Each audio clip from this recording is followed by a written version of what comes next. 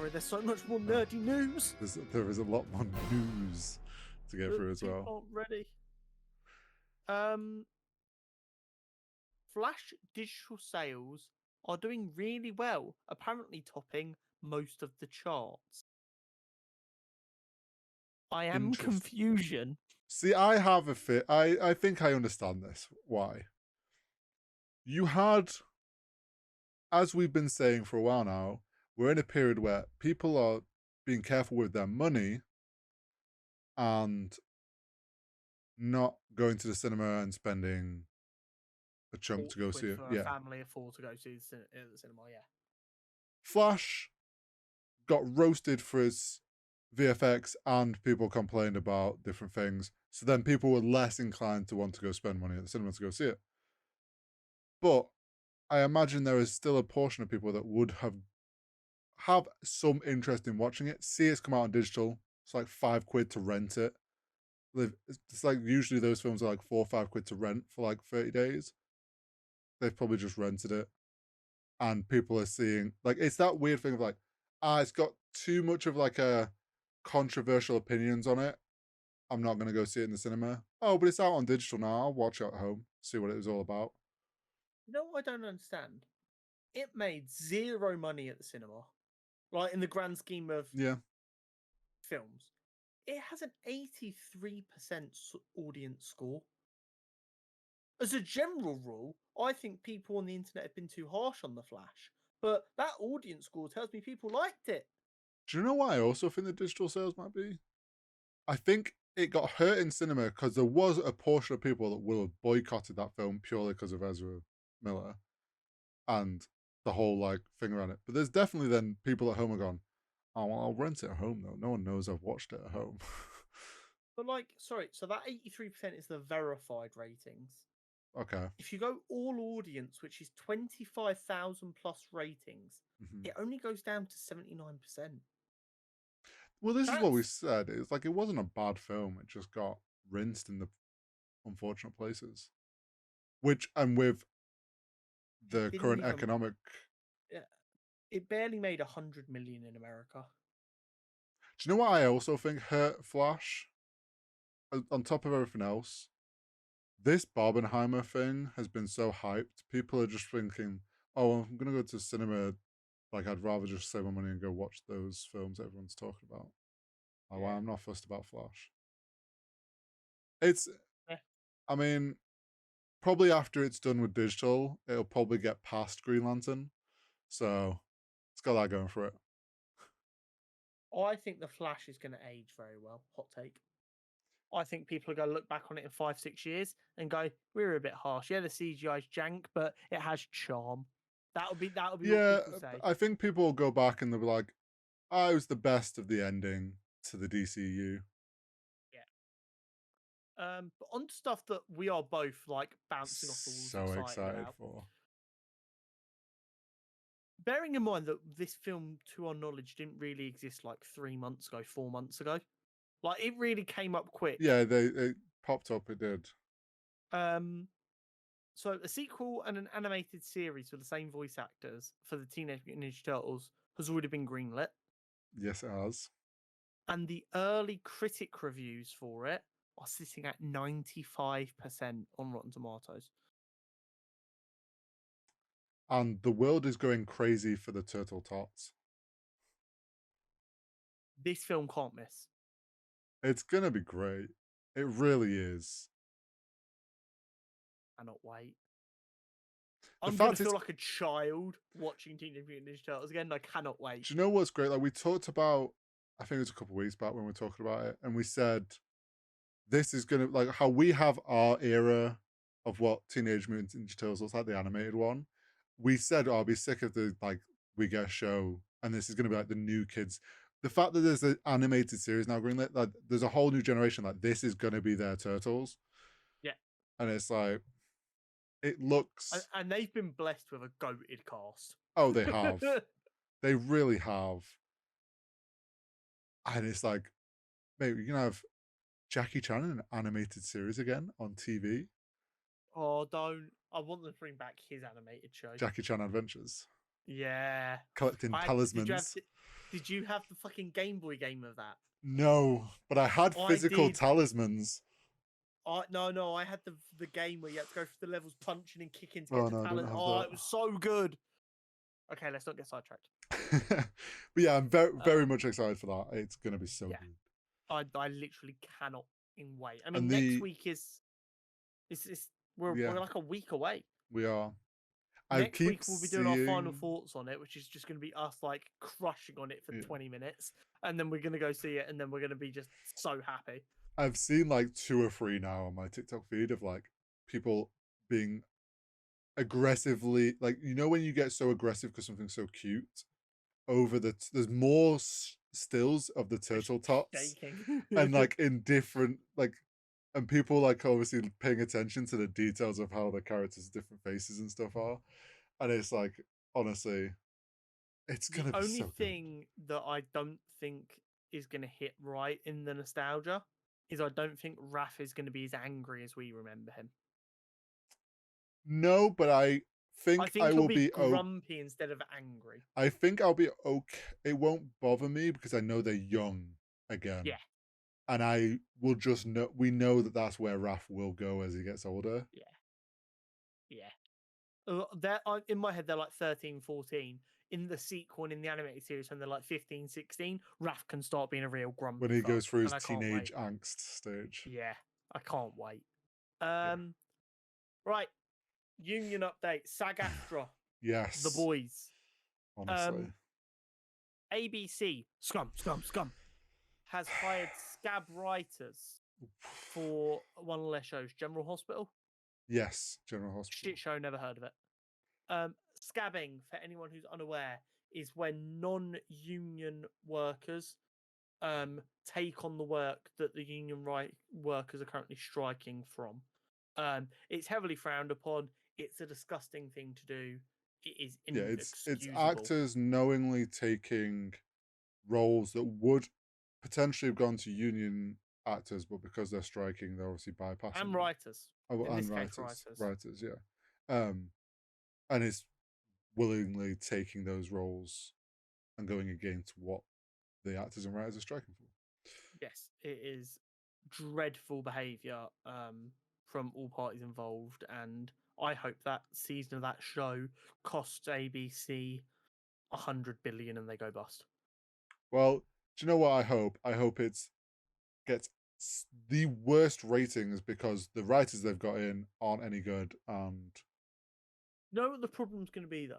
This season that these people are writing, it goes out after the writer strike is over, and the writers still get blamed for it being shit because people can't understand that stuff takes time. People will blame the writers because they striked. You made our show rubbish. It's like, what? Disney. Scum. To no surprise. Have listed half a dozen AI-centric roles with salaries starting at $180,000 a year. So while Bob Iger is sat there earning his 27 million and saying we're going to hold out until people start losing their homes, has decided that he's going to spend, at least $1 million a year on AI specialists to try and replace the people who he wants to make homeless anyway. I don't know how anyone can listen to that sentence, which is 100% fucking factual, and tell me that what these union strikes are doing is wrong. It's just so wild. And it's like so clearly a choice to start advertising these jobs now. Like they're purposefully doing it because the strike's happening. So Disney's revenue from March 22 to March 23 was 86.9 billion. We'll call 87 billion just to be a bit generous. Cost for the SAG-AFTRA demands.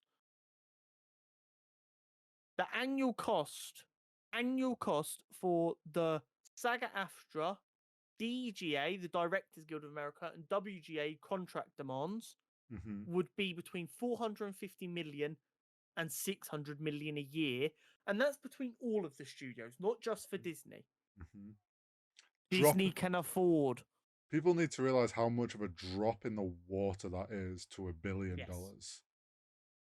And Disney don't have to pay all of that. What's Disney's profit? How? Where can I get their profit for the last year? And just see what Bob Iger's made.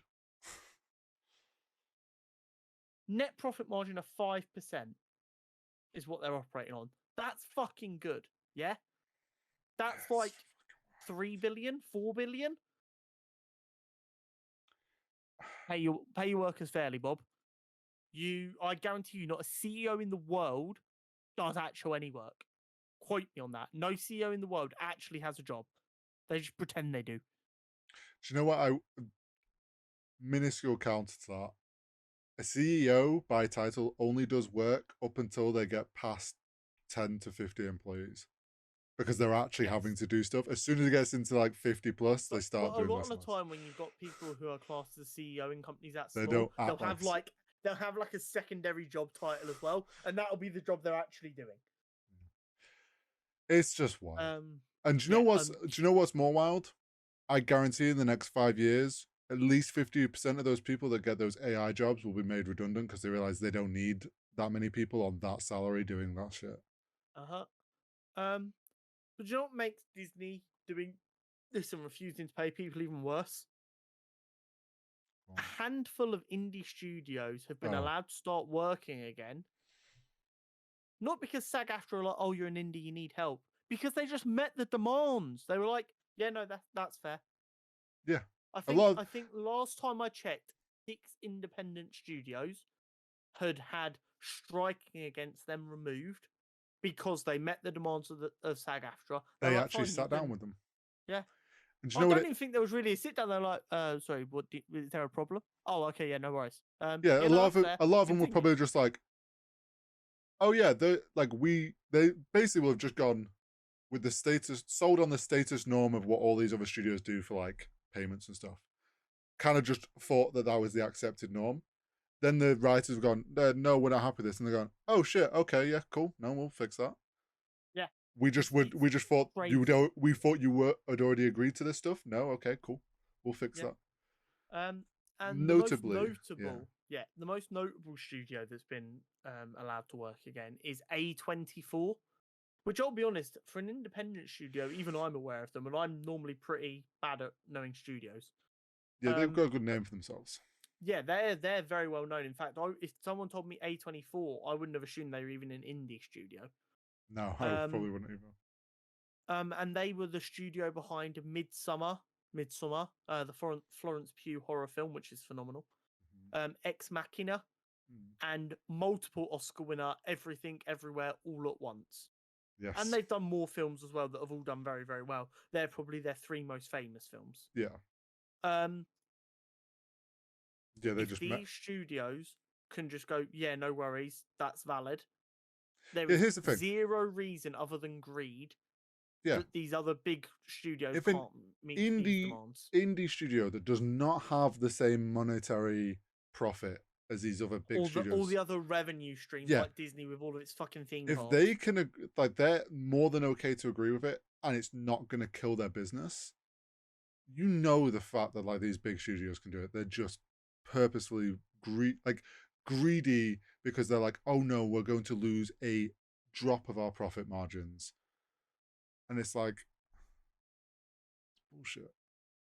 Because you know what Disney would do? If Disney agreed to it anyway, all they're going to do is then up the price of Disney Plus, up the price of tickets to Disneyland and stuff. You think Disney are actually going to feel a penny of that? No, they're going to pass all of that extra cost on to us. Yeah. And we're still sat here knowing that's a fact, going, pay the fuckers. It's just wild, man. You want some good news, though, Horizontal? Yes, I do. Always. Jamie Foxx has posted a video of himself confirming that he is all good. Yeah. He had a health scare. He didn't say what it was, which is completely his prerogative. Not that I think anyone actually cares what happened. They just wanted to know he was okay.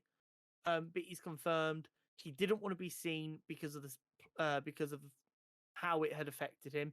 He didn't want people to see him like that. He only wanted people to see him having fun, being who he is naturally.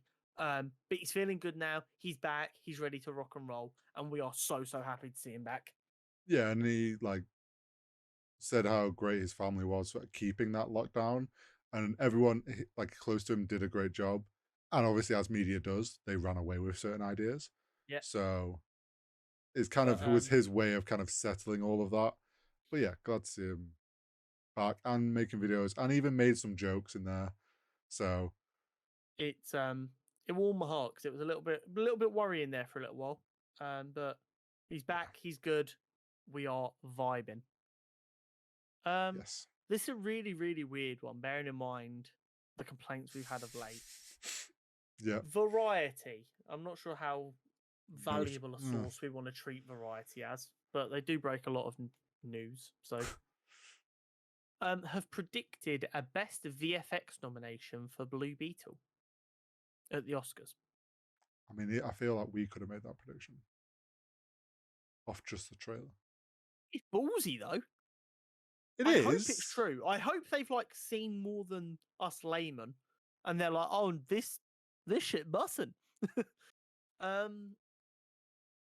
wouldn't be surprised though if they have just watched the trailer and gone, "Wow, the VFX look amazing." I mean, let's be honest. It's not like other superhero films really have a lot of competition coming their way. No. Spider-Verse, I don't think is eligible for that category because it's an animated film. Yeah, I don't think it'll, because technically the whole film's VFX then. Yeah. Guardians. It has some, but it's not. I mean, I suppose Rocket and stuff, but this not. The unfortunate thing is we've seen it. It's not new. Yeah. Best VFX tends to go towards the stuff that is very obviously VFX. Yeah. Instead of just trying to do subtle VFX. Obviously Oppenheimer, while it didn't use any CGI, apparently, did still obviously use visual effects. And for those who still don't get it, all CGI is visual effects. Not all visual effects are CGI. Very simple. Yes. It's the fingers. It's fingers and thumbs, people. Fingers and thumbs. But other than that, I'm not sure what else is really going to be mega competitive in that category.